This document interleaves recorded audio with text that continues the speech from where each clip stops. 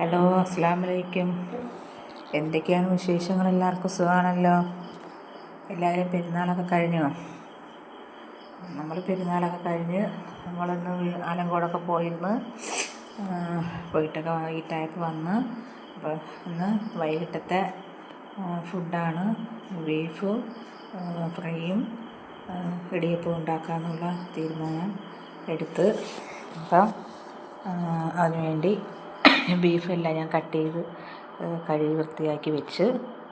അപ്പം ബീഫ് കുക്കറിലിട്ട് വേവിച്ചെടുക്കാം. പിന്നെ എൻ്റെ വീഡിയോ കണ്ടിഷ്ടപ്പെട്ട ലൈക്കും ഷെയറും കമൻറ്റും സബ്സ്ക്രൈബും ചെയ്യാൻ മറക്കണ്ട. ഇടയ്ക്ക് ചുമ, അത് പനി മാറിയപ്പോൾ ചുമയായി, അതാണ് ഇടയ്ക്കിടയ്ക്ക് ചുമ വരുന്നത്. പിന്നെ നമുക്ക് വീഡിയോയിലേക്ക് പോകാം. ഞാൻ ബീഫ് വേവിച്ച് വെച്ച് മഞ്ഞൾപ്പൊടിയും ഉപ്പും കൂടെ ഇട്ട് വേവിച്ച് വെച്ച്. പിന്നെ അവൻ ഫ്രൈ ആക്കി എടുക്കുന്നതിന് അവനിഷ്ടം. അതുകൊണ്ട് ഞാൻ എന്നാൽ എനിക്ക് ബീഫ് കഴിച്ചുകൂടാ, എനിക്ക് ഇടിയപ്പവും പിന്നെ തേങ്ങാപ്പാലും കൂടെ എടുത്ത് കഴിക്കാമെന്നുള്ള ഇതാണ് ഞാൻ വിചാരിക്കുന്നത്. കാരണം ഇപ്പോൾ പ്രത്യേകിച്ച് കറിയൊന്നും എനിക്കിപ്പോൾ ഉണ്ടാക്കാൻ വയ്യ.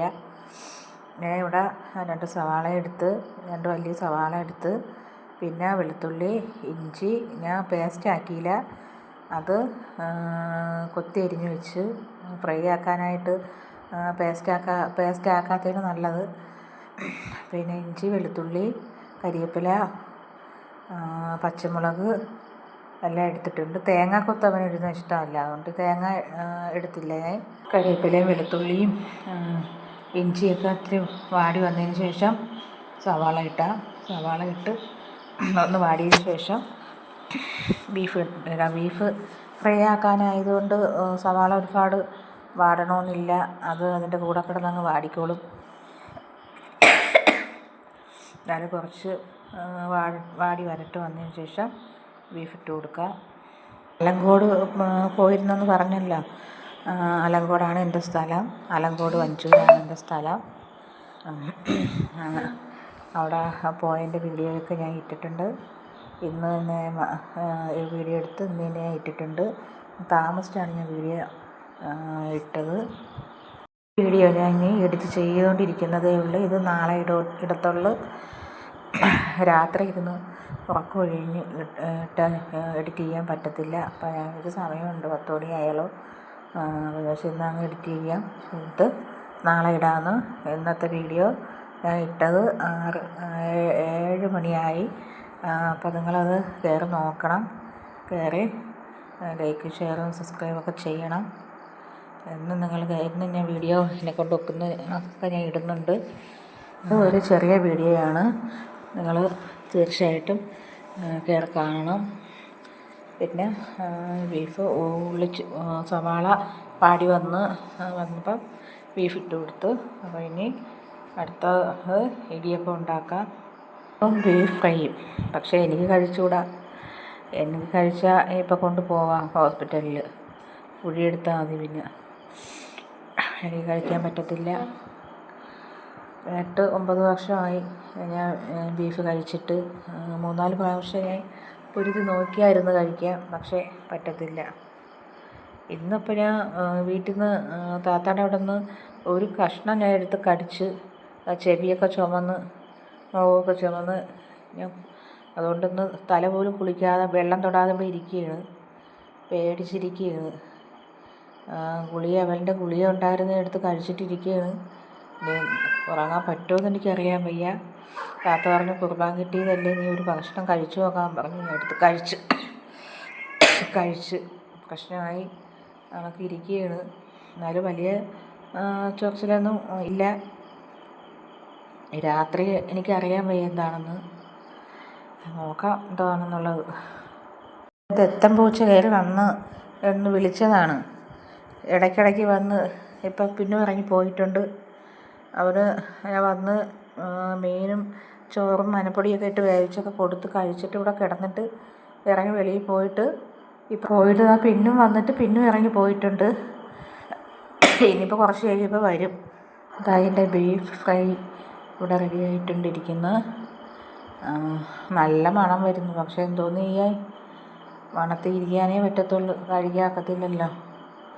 ബീഫൊക്കെ കഴിക്കാവുന്നവർ ഭാഗ്യമുള്ളവർ. പറഞ്ഞിട്ട് കാര്യമില്ല, ഇനി ഒരിക്കലും കഴിക്കാൻ പറ്റത്തില്ല. അപ്പോൾ ചുണ്ടൊക്കെ തടിച്ചൊക്കെ ഇരിക്കുകയാണ്. എനിക്ക് ഒരു കുഞ്ഞു പീസാണ് ഞാൻ അവിടെ നിന്ന് എടുത്ത് കഴിച്ചത്. അപ്പോഴേ മോൻ പറഞ്ഞ് കഴിക്കരുതെന്ന്. നോക്കട്ടെ, പ്രശ്നമാവുമോ എന്ന് എനിക്ക് അറിയാൻ വയ്യ. യാത്രയിലാണ് എനിക്ക് മണ്ടയൊക്കെ പിന്നും അടച്ച്, നല്ല ചുമയും ഉണ്ട്. കാറ്റടിച്ചൊക്കെ പോയതുകൊണ്ടായിരിക്കും. നല്ല ദൂരം ഉണ്ടല്ലോ, ഇവിടെ നിന്ന് ഇങ്ങോട്ട് നല്ല ദൂരം ഉണ്ടല്ലോ. ആലങ്കോട് പോകണ്ടേ, പാങ്ങലാടുന്ന് ആലങ്കോട് പോകണ്ടേ. ആലങ്കോട് പോകണ്ട, മണ്ണൂർ ഭാഗം. പിന്നെ താത്ത പാല് തന്നായിരുന്നു, ഒരു കുപ്പി പാലെടുത്ത് തന്നായിരുന്നു. അപ്പോൾ അത് ഞാൻ കൊണ്ടുവന്ന്. ഞാനിപ്പോൾ ചായ കുടിക്കത്തില്ല, അപ്പോൾ ഈ വയ്യാതായതിനു ശേഷം ചായ കുടിക്കത്തില്ല, കട്ടൻ ചായയാണ് കുടിക്കുന്നത്. അപ്പോൾ ഞാൻ ഇത് മോന് കൊടുത്തിട്ട്, ഒരു ഗ്ലാസ് കൊടുത്തിട്ട് ബാക്കി തൈരാക്കാമെന്ന് വെച്ച് ഞാൻ പാലെടുത്ത് കാച്ചി വയ്ക്കാമെന്ന് പറഞ്ഞിരിക്കുന്നു. അല്ലാതെ ചായ കുടിയൊക്കെ ഇപ്പോൾ ഇഷ്ടമല്ല എനിക്ക്. ചായ രാവിലെ കട്ടൻ ചായ തന്നെയാണ് കുടിക്കുന്നത്. എല്ലാവരും എൻ്റെ വീഡിയോ കാണാൻ മറക്കണ്ട. പിന്നെ ഞാൻ പറയുകയാണ്, അപ്പോൾ ഇടിയപ്പം രണ്ട് തട്ട് റെഡിയാക്കി. ഇനി 2 തട്ടിനും കൂടെ ഉള്ള മാവിരിപ്പുണ്ട്. ഇപ്പോൾ ഇവിടെ സമയം 10:05. മോൻ ഇനി വരപ്പോൾ 11, 11:30 ആവും ഷോപ്പ് അടയ്ക്കപ്പം.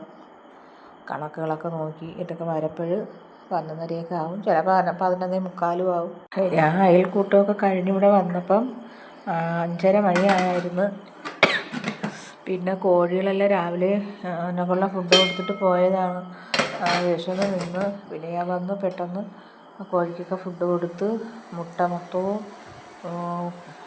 പൊട്ടിച്ച് കുടിച്ചേക്കുന്നു. മുട്ട ഇന്ന് 4 മുട്ട കിട്ടിയോളൂ. എല്ലാം വിശന്നപ്പോൾ ആളുമില്ലായിരുന്നല്ലോ. മറ്റേ ഞാൻ ഉണ്ടെങ്കിൽ ഞാൻ ഓരോ വിളിക്കും ഇറങ്ങി മുട്ട എടുക്കും.